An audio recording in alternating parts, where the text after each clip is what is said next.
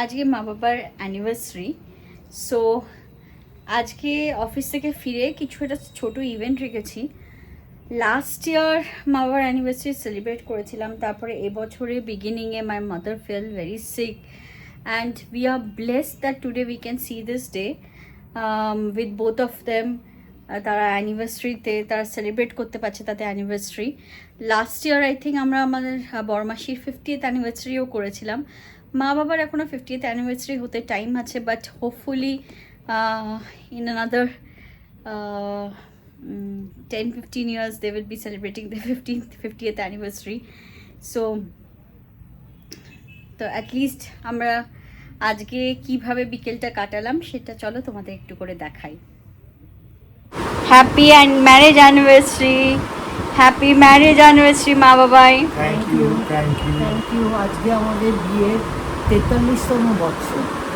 43 বছর আমরা একসঙ্গে কাটিয়ে এসেছি খুব শান্তিপূর্ণভাবে। ঝগড়াঝাটিও হয়েছে, আবার সব মিলিয়ে মিশিয়ে সুন্দরভাবে কাটিয়ে এসেছি। জানি না আর কবছর কাটাতে পারবো। আমার মেয়েরা, 2 মেয়ে আমার, মেয়েরা প্রতি ম্যারেজ অ্যানিভার্সারিতে আমাদের কিছু না কিছু গিফট দেয়, কেক নিয়ে আসে, ঘর সাজায়। এবার ওদের অফিস থাকার জন্য এটা করতে পারিনি, কিন্তু ওদের কেক নিয়ে এসছে, খাবার দাবার করেছে, রাত্রিরে খাওয়া হবে। আপনারা সকলে আমাদের আশীর্বাদ করুন এবং ছোটরা আমাদের জন্য উইশ করো, যেন আমরা আরও কিছুদিন এরকমভাবে কাটাতে পারি। বাবাই ঠিক, মা যেটা বলেছে সেটাই ঠিক। আরও কিছুদিন ধরে মার সঙ্গে আমরা একসঙ্গে থেকে যেতে চাই, থাকতে চাই, আমি থাকতে চাই। সেইটাই হচ্ছে আমার আজকের দিনের বার্তা। আমাদের এই প্রচেষ্টা মূলে হচ্ছে আমার 2 মেয়ে। ওরাই ছোট বয়স থেকে, যখন ছোট তখন নিজে হাতে আঁকা জিনিস দিত, নিজের হাতে তৈরি জিনিস দিত। এবং আমি অফিসে থাকতাম, আমি অফিসে থাকতাম, বাবা অফিসে থাকতো। আমরা এসে অবাক হয়ে যেতাম। 2 বোনে মিলে পুরো বাড়ি সাজাতো এবং ডাইনিং টেবিলটা সুন্দর করে সাজিয়ে ফুল টুল দিয়ে সাজিয়ে রাখতো। আমি অভিভূত, কারণ আমরা ছোটো বয়সে আমার মা বাবার জন্য এগুলো করতে পারিনি। তখন আমাদের মধ্যে এই কনসেপ্টটা ছিল না যে বাবা মার ম্যারেজ যে কবে এবং এরকম উৎসব করতে হয়, কিন্তু এরা করছে। এরা মাদার্স ডেতে আমাকে সে ফুল এনে দেবে, আমাকে আমার ফাদার্স ডেতে বাবাকে দেবে। মেয়েরা ওদের প্রচেষ্টা, আমি জন্মদিনেও সব অনুষ্ঠানে, আমরা এমনকি আমার জন্মদিন, আমি এত বয়স হয়ে গেছে, আমার জন্মদিনও সে রাত্রি 12টার সময় কেক ফুল নিয়ে এসে দেবে। আমার শারীরিক অসুস্থতার জন্যে আমি শাড়ি পরতে পারি না, যার জন্যে আমার মেয়েদের খুব আফসোস, মা তুমি শাড়ি পরে বসো না কেন?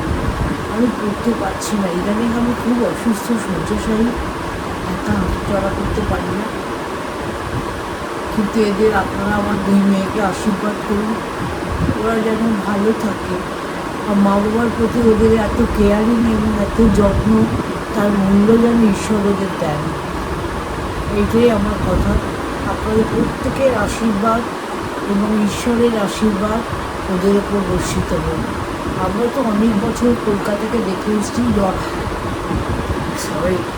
জন্ম সময়টা পেরিয়ে এসেছি। হ্যাঁ, এই শুধু আমার মেয়েদের জন্য সকলে আশীর্বাদ রাখুন। বাবাই কিছু বলবে না, মা যা বলেছে সেইটাই আমার মনের কথা, সেইটাই আমার মনের কথা। ভগবান তোমাদের দুজনকে মানে ভীষণভাবে আশীর্বাদ করুন, যাতে করে তোমরা সুস্থ একটা সুন্দর জীবনযাপন করতে পারো। আমার থেকে যারা বড়, আমার দিদি আছেন, জামাইবাবু আছেন, তাদের কাছে আমার প্রণাম। আমাকে তারা আশীর্বাদ করুন, আমি আমার 50 বছর অবধি বিবাহবার্ষিকী করতে পারি। এটা খুব ইচ্ছে আমার, জানি না কি হবে। এইটা আমাদের 43তম। 43তম কোথাও সম্পর্কে রাখো। আচ্ছা, আর 7টা বছর লাগাতে মানে থাকতে পারলে 50 বছর হয়ে যাবে। এইটাই আমরা চাই। সুস্থ থাকো, এটাই আমরা চাই, সবাই চায়, ভিউয়ার্সরা চায়, আমিও চাই, সবাই চায় সুস্থ থাকো এবং 50th অ্যানিভার্সারিতে যেন বড় করে আমরা অ্যানিভার্সারি সেলিব্রেট করতে পারি। আর একটা কথা, আমি অসুস্থ হওয়াতে আমার 2 মেয়ে এবং আমার হাজবেন্ড যদি প্রচেষ্টা না চালাতো আমি বোধহয় আজকে এখানে বসে কথা বলতে পারতাম না। আমার 2 মেয়ে যা করেছে মানে ভাবতে পারবেন না আপনারা। আমি গর্ব করছি আমার মেয়েদের জন্য। ওদের এই যে প্রচেষ্টা এবং ওদের যাবতীয় দিয়ে সঞ্চয় দিয়ে আমাকে তো বাঁচিয়ে রাখা, এটা যে কত বড় জিনিস। আমার ছোটো মেয়ে সে বিদেশে ছিল, সে আমার অসুখ শুনে সব এগ্রিমেন্ট বন্ধ করে দিয়ে চলে এলো এখানে।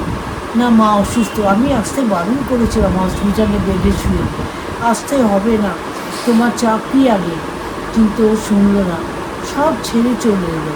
আমার বড় মেয়েও তাই, ও একটা বড় কোম্পানি ছেড়ে দিল বাবার অসুখের জন্য। ওদের যে এই মানসিকতা, এটা যেন আজকের দিনে সব ছেলেমেয়ের মধ্যে হয়। মা বাবাই একবারই মা বাবা হয়, তারপরে অন্য হাজবেন্ড সংসার হয়, কিন্তু মা বাবাকে তারা ফিরে পায় না আর। সুতরাং সকাল রক্তরেখা যাওয়া আর যে বৃদ্ধ মা বাবাদের পাশে থেকো, তাদের দেখো, তাদের আশীর্বাদ নিও, তাহলে দেখবে জীবনটা সুস্থ থাকবে। চলো এবার কেক কাটা যা। হ্যাঁ, তারপর শাম্পি, তুমি কিছু বলো না? শাম্পি,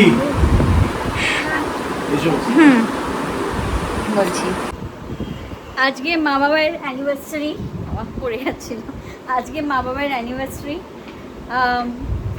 এটা আমি মনে করি আমাদের কাছে বিশাল বড় একটা ব্লেসিং, যে মা বাবাকে যেরকমভাবেই হোক, সুস্থ অসুস্থ যেভাবেই হোক আমরা পাশে পাচ্ছি, এবং আমরা চাই যে দীর্ঘকাল মা বাবাকে যেন এরকমভাবেই পাশে পাই, সুস্থ অবস্থায় যেন এরকমই হাসি মুখে প্রতি বছর অ্যানিভার্সারি সেলিব্রেট করুক। এবং ডেফিনেটলি আমরা চাই 50th অ্যানিভার্সারিটা যেন বিশাল বড় করে হোক। তো তার জন্য মা বাবাকে এটাই কামনা করি আর ঠাকুরের কাছে প্রার্থনা করি, মা বাবাই তুমি যেন সুস্থ থাকো এবং নিজের যত্ন নাও, নিজের কেয়ার নাও। শাম্পিকে কিছু বলতে বলো? ভিডিও হয়নি। হ্যাপি অ্যানিভার্সারি, যদি প্রতি বছর যেন এরমভাবে কাটাতে পারি, প্রতি বছর যেন এরমভাবে কাটাতে পারি, একসঙ্গে ভালোভাবে সেলিব্রেট করতে পারি আমরা এই অ্যানিভার্সারির দিনটা, শুভ দিনটা। Happy anniversary to both of you. Thank you, thank you. এবার কেকটা কাটো। হ্যাঁ, কেক কেক 4 জনে মিলে কাটো। 4 জনের কি করে? ফ্যামিলি 4 জন। কেক কেক কেক কাটো। শাম্পি, এসো। কাটো। ভালো লাগবে। আমি না, ধরো তুমি। দাঁড়াও দাঁড়াও, কাটো। মম্পি কোন দিক দিয়ে কাটবো? যে কোনো দিক দিয়ে কাটো। Happy anniversary to you, happy anniversary to you, happy anniversary dear মা বাবাই, হ্যাপি অ্যানিভার্সারি টু ইউ। গরম খুব, তুলতে পারছি না।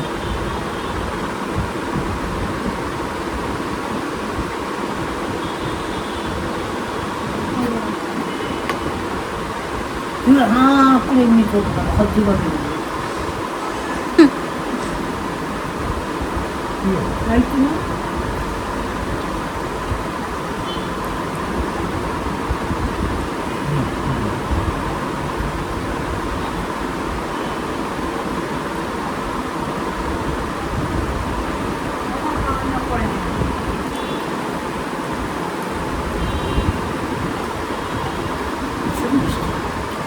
আমার নাকে লেগে গেছে কেক।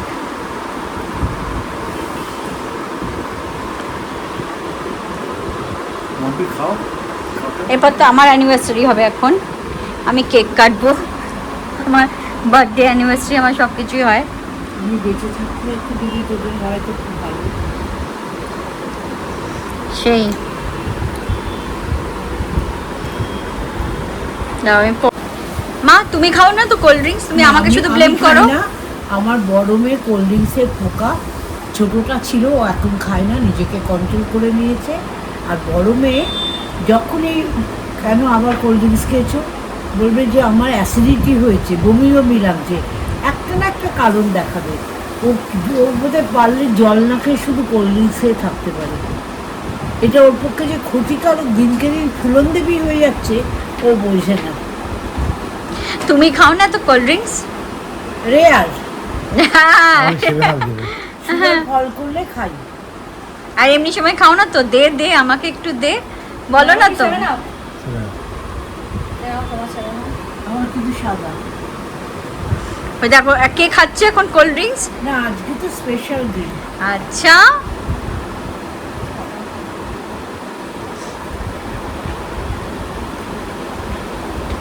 জল মেশানো এটা। তুই বলে দেবে। আমি খাবো যেটা ও যে জানে ও ছেড়ে দিচ্ছে। খেয়ে নে, হ্যাঁ? আমি এখানে আমি এখন কোল্ড ড্রিঙ্কস খাওয়া কমিয়ে দিয়েছি। কিন্তু রোজ বিছানার পাশে ওর একটা করে কোল্ড ড্রিঙ্কসের বোতল পাওয়া যায়। ওটা রাত্রেবেলা অ্যাসিডিটি হলে খাই। তাহলে এডিটাররা ওই যেমন হাসো, এখানে তাকাও। তারা বিশ্বাস করে তাদের কথাবার্তা শুনলে মনে হয় আমি ঠিক সময়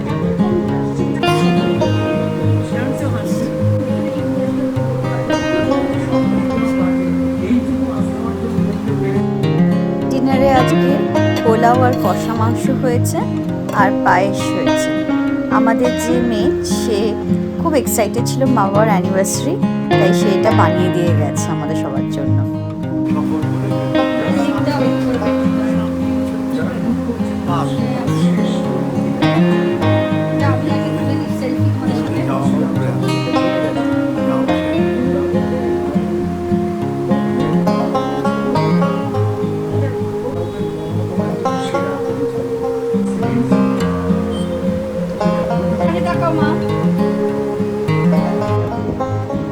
চেষ্টা করেছে আমি নিজেই